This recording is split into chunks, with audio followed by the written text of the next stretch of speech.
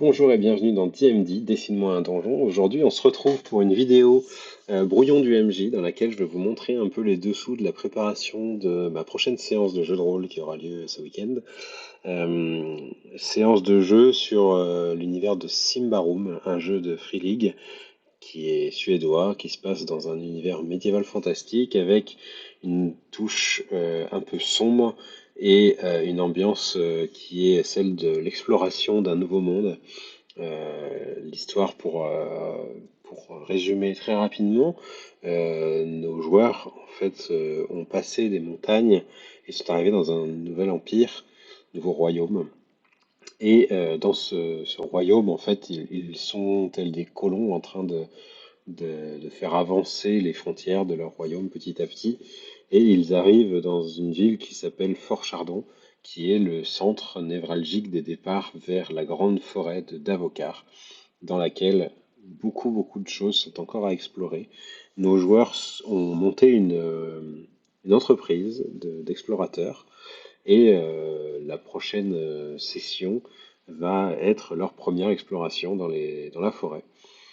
Ils se sont par le passé pas mal accoquinés avec les magiciens de cet univers qui s'appelle l'Ordo Magica et également avec quelques elfes qui sont là pour protéger la forêt de la corruption qui la guette et de toutes ces horreurs et ces atrocités qui sortent de son sein. Problème dans cet univers assez sombre, en fait, la nature en a après la culture. C'est un peu un des thèmes fondamentaux qu'il y a derrière ce jeu. Plus l'humain en fait veut progresser et coloniser, plus la nature se rebelle et envoie face à lui du coup des êtres et des créatures et des phénomènes étranges, souvent qui apportent de la corruption dans l'âme humaine pour la transformer finalement en abomination. C'est aussi la conséquence de l'utilisation de la magie dans cet univers. Quand on utilise la magie, on se fait corrompre par la nature du fait de l'avoir trop maîtrisée. Donc voilà un peu pour l'ambiance. Je vous propose de voir avec moi le document que je vais utiliser pendant le jeu, ce que j'ai pu remanier, préparer par rapport à ce qui existe déjà. Pour situer, je suis en train de jouer les campagnes officielles de ce jeu, donc il en existe deux actuellement, une courte qui s'appelle la Couronne de cuivre, qui a amené les personnages à traverser les montagnes et à arriver à Fort Chardon, dans la ville dans laquelle ils ont trouvé en fait un artefact de pouvoir un peu corrompu, un crâne qui s'est emparé d'un des joueurs et l'incite à se replacer à sa place d'ancien seigneur de Symbaroum. Symbaroum, c'est un empire humain qui a plusieurs centaines d'années, qui est complètement terminé aujourd'hui, qui a laissé derrière lui des traces, des ruines, etc., qui sont à explorer dans la forêt. Et là, je finis cette histoire avec le dernier opus, qui est celui où on va amener les personnages dans une ruine face au trône de cet ancien roi. Mais avant ça, du coup, cette ruine est quand même assez profondément située dans la forêt. Et donc j'aimerais faire jouer quelque chose entre le moment où ils vont quitter Fort Chardon et le moment où ils arriveront à leur destination pour finir cette campagne en grande pompe. Et donc j'intègre un scénario qui se trouve dans le premier volet justement de la campagne suivante, qui est celle du trône d'épines. Et dans cette campagne, ils nous décrivent une ruine qui s'appelle la Vallée Fleurie, dont je m'inspire pour la mettre sur leur passage. Alors, la première chose qu'on va pouvoir voir dans ce jeu, donc Symbaroum, c'est ce dont on dispose déjà. Alors, pour l'histoire, on va utiliser déjà la carte qui est fournie de la Vallée Fleurie. Donc, dans cette vallée fleurie, il y a un gouffre en forme d'amande ou d'œil qui s'enfonce à une centaine de mètres. Et au fond de ce gouffre, il existe des ruines qui malheureusement ne sont pas vides. Elles sont habitées par un personnage qui s'appelle Naetikel Ambreagos, qui est un nécromage, un nécromancien, qui est en train de lever une armée Récemment, en fait, un groupe d'explorateurs est arrivé sur place et il les a tous transformés en morts-vivants, sauf un qu'il a pris sous son contrôle et qui est revenu à Fort Chardon avec une carte et la mission d'amener à Naetikel de nouveaux sujets. Ça, c'est tout écrit dans le background de la vallée fleurie. Donc c'est comme ça qu'on va commencer notre histoire avec cet homme qui s'appelle Ronfalt, qui va leur fournir cet élément. Donc on a déjà la carte pour la fin, donc ça c'est ce que je vous montre ici. En revanche, on n'a pas d'autres éléments qui vont nous intéresser, donc j'en ai créé un euh, qui est la carte que Ronfalt aura faite pour le compte de l'Ordo Magica, parce que c'est un novice de l'Ordo Magica à la base. Bien sûr, il joue double jeu désormais, il se fait passer pour un novice, mais il est en fait à la solde de ce nécromage. Et donc il aura fait cette petite carte à main nue pour montrer un peu où est la vallée fleurie et puis faire le compte-rendu de leur exploration avec les pointillés qu'on voit, qui est le passage en fait où ils sont allés avec les points de repère, l'arbre percé, les pierres dressées, l'accès qu'ils ont pris et ce qu'ils ont appris sur les environs, à savoir qu'il y avait un repère de scrophares pas loin. Donc les scrophares, c'est une espèce de sanglier un peu sanguinaire, et qu'il y avait un seigneur troll avec des gobelins cannibales qui avaient élu domicile pas loin. J'ai changé le nom du seigneur troll pour lui faire correspondre à un troll qu'ils avaient rencontré plus tôt dans les montagnes et qu'ils vont retrouver là, alors qu'il lui avait promis qu'il reviendrait le voir. Euh, Malheureusement, ils ne l'ont pas fait. Sauf que l'un des joueurs joue un gobelin. Les gobelins, on va dire, c'est comme le premier stade de l'évolution du troll, qui passe ensuite à ogre, qui passe ensuite à troll, puis à seigneur troll. Et tout ça par des mutations, passant par des cocons, des hibernations. Et du coup, il y a un des gobelins, celui du groupe, qui s'appelle Zigzag, qui a voué allégeance à ce troll. Et pour moi, c'est pas anodin. Surtout que le joueur est plutôt d'accord pour continuer ce lien avec le PNJ. Donc je vais l'intégrer ici, je vais le mettre. Euh, Peut-être que Randfalt aura eu maille à partir avec lui par le passé. Quelques hommes ont peut-être été capturés ou mangés par les gobelins. En tout cas, ils sont dans le coin. Et ce qu'on peut voir aussi dans le coin, c'est qu'il a observé qu'il y avait du coup des fleurs à étudier. Le nom du Val fleuri est parce que euh, il y pousse des fleurs rares qui sont très intéressantes pour les magiciens, car elles entrent dans la composition d'élixirs très difficiles à fabriquer du fait de cet ingrédient un peu particulier et difficile à trouver. Donc une des missions des joueurs, ça va être de retrouver et de cueillir ces fleurs. Malheureusement, autour de ces fleurs, il va y avoir plusieurs éléments, notamment un lac euh, qui est une manifestation, si vous voulez, de la souillure de la nature à cet endroit-là. La raison aussi pour laquelle les fleurs poussent à cet endroit-là, et ces fleurs-là, c'est qu'il y est enterré un ancien dieu qui est décrit dans l'histoire, hein, qui s'appelle Éox. Et j'ai interprété ça comme quelque chose de mystique qui permettait sur sa tombe à ces fleurs d'apparaître. Tout au bout de la vallée, du coup, on retrouve la ruine en question. euh, et je mets le nom de la famille Ambriagos ici. Il y a Naetikel du coup qui existe toujours, ils s'y attendent pas parce que cette ruine date de plusieurs siècles, hein, de l'époque cimbarienne, mais elles sont réputées non explorées encore, étant donné qu'elles sont très ancrées dans la végétation, même s'il y a un phénomène de la végétation dans le coin qui agit bizarrement. C'est comme ça qu'on nous le décrit. Elle est assez préservée et ça ne fonctionne pas pareil au niveau végétation dans la ruine qu'ailleurs. Donc ça, c'est quelque chose que je vais explorer. Ensuite, euh, Ambreagos, pourquoi je le mets, je le donne. Déjà, les novices sont capables d'avoir fait des recherches sur ces ruines et en apprendre l'origine. Peut-être le nom de la famille est sorti quelque part. Mais ce qui m'intéresse, c'est que ce nom va ressortir plus tard dans la campagne officielle. Il y a un personnage principal, un antagoniste qui a récupéré ce nom, justement. Euh, et donc ça va peut-être faire écho dans leur tête quand ils y arriveront. J'ai dessiné ensuite quelques points de repère, Fort Chardon, Carvesty, Mélina, pour qu'ils se rendent compte un peu d'où ils vont. Cet élément qui est en leur possession aussi, un deuxième croquis, désolé c'est en anglais, hein, avec la rivière qui fait cette forme-là, que j'ai reproduite exprès ici, pour qu'ils la reconnaissent, et qui va être en fait la fin de l'histoire de la couronne de cuivre, qui va les amener jusqu'à la tombe du roi qui portait cette couronne à l'époque.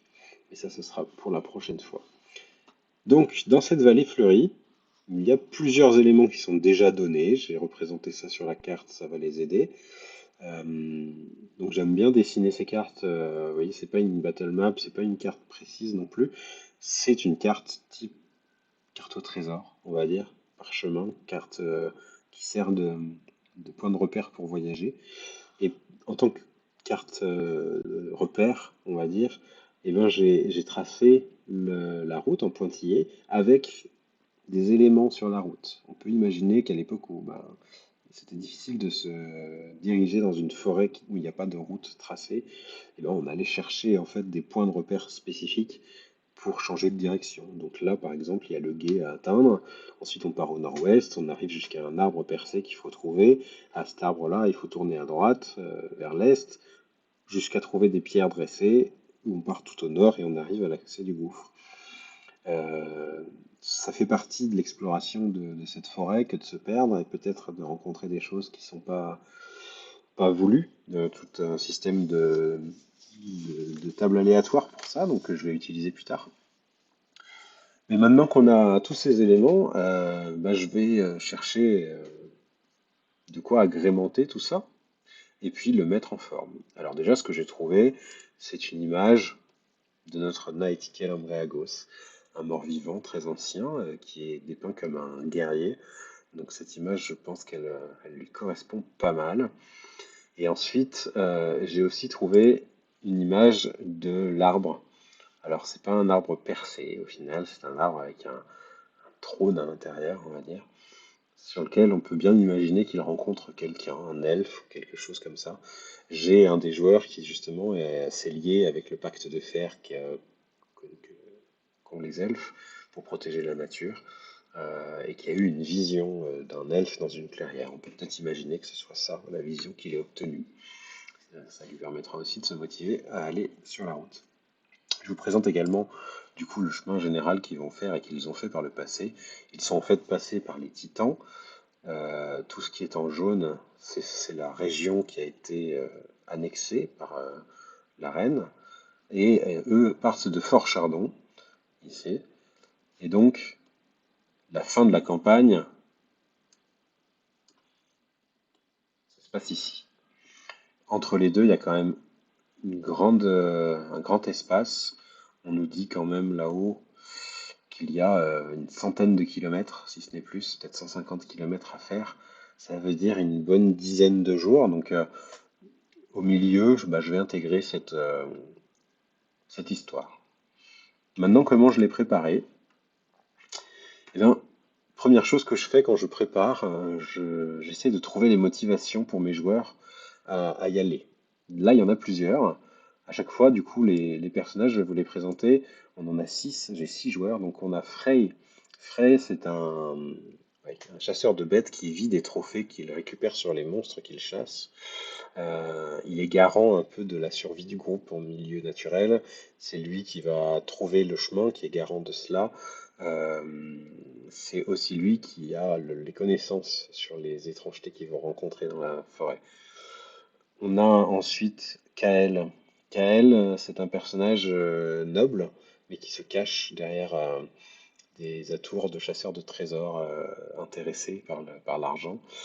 Kael a un double jeu. En fait, il entend des voix dans sa tête. Il est hanté par à la fois les voix de son frère qui lui parlent par télépathie et en même temps par un esprit antique mauvais qui se fait passer pour son frère et qui l'oriente vers des erreurs. Il y a également, lors du dernier scénario, Kael a été complètement possédé par le roi Urian, qui est le roi à qui appartient la tête, la couronne de cuivre. Et sa raison, du coup, en a été un peu modifiée et son intérêt personnel désormais est celui de remettre la couronne sur son trône. Donc maintenant, il joue un double jeu qui est un peu dangereux pour lui. On va voir comment il le gère. Freya, c'est une sorcière de la forêt qui vient du nord de Davokar et du coup qui est intéressée par tous les phénomènes magiques qui y sont liés, qui fabrique des potions, qui peut potentiellement voilà, faire de la magie aussi liée à la nature. Zigzag, c'est un gobelin. C'est celui qui s'est lié avec Raharax dans les montagnes. Euh, Grand guerrier et qui est au service d'un des autres joueurs qui s'appelle Bartholom. Bartholom est un mage de l'Ordo Magica, novice, qui du coup est un peu à la tête pensante de notre équipe. Et enfin, on a Uriel. Uriel, c'est un humain enlevé. Humain enlevé, c'est-à-dire que il a été élevé par les elfes. Il est donc très proche du pacte de fer, de la protection de la nature, et il a même découvert sur le corps d'un des maîtres de l'Ordo Magica, lors du dernier scénario, un anneau du pacte de fer très ancien qui lui permet de communiquer avec les elfes par des visions dans le sommeil. Et on lui a transféré, du coup, un elfe lui a transféré les visions d'une clairière dans laquelle il est censé rencontrer un elfe. Donc ça, c'est une des raisons qui va les pousser. Alors voilà, j'ai listé toutes les motivations qui pouvaient les emmener.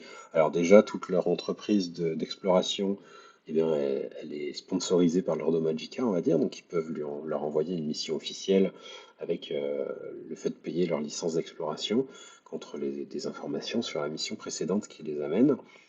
Donc ça, c'est la fin de la couronne de cuivre. Il faut qu'ils aillent retrouver en fait l'ancienne mission de l'Ordo Magica qui n'a pas donné signe de vie. Et sur le passage, du coup, il y a le Randalt qui est revenu avec sa carte et c'est sur le chemin. Donc ils sont quand même très intéressés par le fait d'obtenir des fleurs sur la route s'ils arrivent à en cueillir. On a aussi du coup l'intérêt pour la fleur, son environnement, qui entre dans la composition d'élixirs rares, qui peut être étudiée et très intéressante pour comprendre un peu ce que c'est que la nature corrompue dans Davokar. Tout l'arc narratif autour du troll Raharax aussi, qui va intéresser Zigzag très fortement. À voir, ça peut donner des situations un peu cocasses ouais, d'échange social, on va dire. Euh, le troll pensant que Zigzag l'a abandonné. Ça risque de mal se passer au départ, mais peut-être que ça va lui faire plaisir de le retrouver et ça va engager un truc intéressant. Surtout qu'un des objectifs du groupe est de monter un avant-poste dans la forêt. Donc peut-être que ça peut être en collaboration avec ce troll, on va voir. Enfin, il y a la question des voix dans la tête. Peut-être que Kael, c'est le nécromage qui l'entend justement et qui l'appelle à venir rejoindre son armée. Et on a l'elfe qui envoie des images à Uriel, peut-être qu'il envoie des images du lieu avec le cadavre du dieu Eox sous les fleurs, euh, et puis de l'arbre percé peut-être. Ça pourrait être utile pour qu'elles se rendent compte un peu s'ils sont perdus, d'avoir un peu un backup si le pisteur rate ses jets. Et enfin, peut-être l'intérêt sur les étrangetés de la nature du coin, les bêtes à chasser, et puis l'aspect magique des pierres qui peut intéresser aussi la sorcière et le chasseur, ainsi que notre homme enlevé. Ensuite, je prépare des événements aléatoires. Alors aléatoires, pas forcément, mais voilà, je les mets sur un tableau où je peux, si je veux, lancer un des 10, mais je me réserve aussi le droit de les utiliser d'office. Je sais par exemple que dans les événements que j'ai décrits là, il y en a qui vont arriver, quoi qu'il arrive. Je veux qu'il rencontre Raharax, par exemple. Je veux qu'il voit quelque chose d'une nature corrompue ou d'un ennemi naturel, que ce soit les scrophares, la nature corrompue, les saints ténébreux, les ronces, etc., le saule. Ça, je veux que ça apparaisse, peut-être pas tout, mais du coup, je me laisse la possibilité de le mettre. Et ensuite, peut-être qu'il y a des éléments plus aléatoires qui vont intervenir. La rencontre avec un elfe, rencontrer une ruine sur le chemin, la légation royale qui viennent vérifier leur licence, etc. Tout ça, ça peut intervenir. C'est des espèces d'inspiration en jeu qui m'évitent d'y réfléchir et d'improviser absolument tout. Vous remarquez quelque chose que je fais quand même de façon systématique qui est quand même bien, c'est que à chaque fois je note la référence dans laquelle trouver le- l'élément. Donc là, par exemple, le Codex des monstres, je donne la page pour la retrouver facilement. Là, c'est dans le livre de base. Et parfois, j'ai aussi un élément à donner à mes joueurs. Dans Symbaroum, il y a tout un livret qu'on peut donner aux joueurs en fait sans spoiler quoi que ce soit. Et il y en a un qui est lié spécifiquement aux monstres et aux rencontres dans la forêt. Et donc, je pourrais donner ça par exemple au pisteur qui connaît bien, pour qu'il se renseigne et qu'il se prépare au combat parce que les combats sont assez mortels dans ce jeu. Donc ça, c'est tous les événements qui peuvent se passer. Alors, on peut brainstormer, on peut en trouver plus, hein. Déjà une dizaine, c'est pas mal. Et enfin, eh ben, j'ai écrit toutes les scènes un peu plus profondément, mais tout en restant assez léger, juste pour avoir quelques images, quelques idées. On commence premier acte, on va dire, par la mission qui leur est donnée, donc avec l'ordre de Magica, qui donne les cartes, qui explique pourquoi ils sont là. Ensuite, Ronfalt qui va expliquer ce qui est arrivé à son exploration, tout en ayant le côté double jeu, parce qu'il est en fait manipulé par le nécromage, donc à voir comment il gère ce rapport avec cet homme. Et ensuite, tout l'aspect préparation de l'exploration, acheter la licence, il y a les aides de jeu que je vais fournir, parce que c'est la première fois qu'ils vont partir, donc il faut qu'ils comprennent aussi dans l'univers comment se passe une exploration. Donc il va y avoir toute une scène sur ça.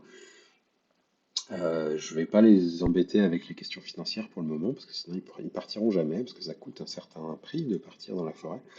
Le royaume se paye grâce à ça, donc voilà. Là c'est l'Ordre Magica qui finance, ça tombe bien pour eux. Ensuite, il y a tout l'aspect chasse, retrouver son chemin, la traque, suivre la piste. Et donc là, il y a tous les éléments du chemin qui vont intervenir. Donc le gué, l'arbre percé, les pierres dressées, peut-être les scrophares et Raharax sur le chemin, jusqu'à arriver à la vallée fleurie. Donc tous ces éléments font des scènes en particulier. J'ai trouvé la carte du coup qui va peut-être intervenir à ce moment-là, etc., etc. Et enfin, on arrive au gouffre. Donc les fleurs, leur récolte, la magie sous-jacente, et peut-être qu'ils vont tomber sur une partie du dieu Eox sous la terre. Peut-être qu'ils vont faire quelque chose avec ce corps, hein, lui porter secours, le vénérer, etc. Sachant que c'est un dieu, il ne meurt jamais. Donc en fait, il a été emprisonné sous cette terre et il est toujours là. L'étang qui va être présent avec là pas mal de problèmes. Il peut y avoir un essaim ténébreux, c'est quelque chose qui est décrit dans le livre du maître, non, dans le codex des monstres, pardon, et ça peut être aussi des ronces, des natures corrompues, etc. J'aime bien aussi l'idée de la ronce parce que ça peut être un familier, quelque chose qui est contrôlé par quelqu'un en fait. Et j'imaginais bien le nécromage.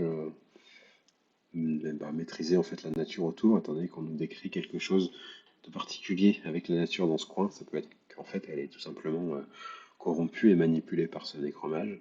Et enfin, on a aussi l'exploration de la ruine avec donc la carte qu'on nous a fournie, sur laquelle il va falloir passer à travers les murs, probablement monter sur un des arbres. Peut-être que l'un des arbres, c'est un saule. Dans une des difficultés, il y a des saules qui boivent du sang, là, qui sont pas mal, qui peuvent être intégrés à ce moment-là. Et puis ensuite, l'exploration de la ruine avec la découverte de Naetikel Ambragos et de son armée de morts-vivants qui est cachée dans son temple. Voilà. Avec tout ça, je pense que je vais largement tenir la session de 5-6 heures, à savoir que pour préparer ça, j'en ai eu pour aller 1 heure et demie. Et puis que probablement avec les livres, tout ce qui est déjà là, euh, bah, ça va être suffisant. Je vais imprimer deux trois aides de jeu histoire de mettre dans l'ambiance. Je vais préparer l'image de Naetikel, par exemple, à leur montrer quand le moment venu. Euh, je vais imprimer ces cartes, celle-là, et puis celle-ci, pour qu'ils les aient en main. C'est toujours plus agréable pour les joueurs de manipuler des choses, donc ça, ils vont pouvoir l'avoir. Euh, et puis ensuite, préparer la musique d'ambiance.